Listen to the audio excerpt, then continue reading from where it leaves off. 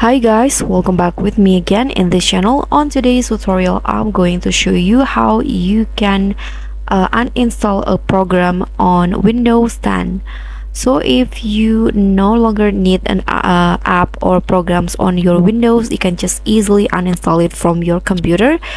And here you can just there are two ways that you can do. For the quickest way, you can just click on this or just click on Windows in here, and you can just find the apps. For example, I'm going to uninstall the Adobe Photoshop. You can just right click on the app, and here you can see this is the uninstall option. So that's the easiest and the quickest way to uninstall a program. But you can also go to the control panel, so you can click on this search bar, and here you can just find a control panel.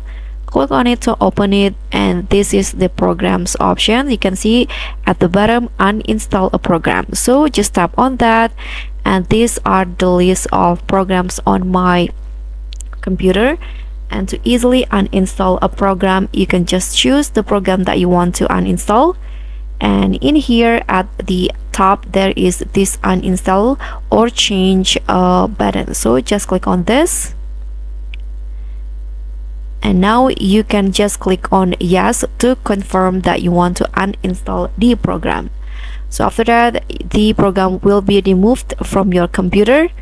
And that is basically it. Thank you so much for watching. Don't forget to like, comment, and subscribe. Also click on the thanks. Bye.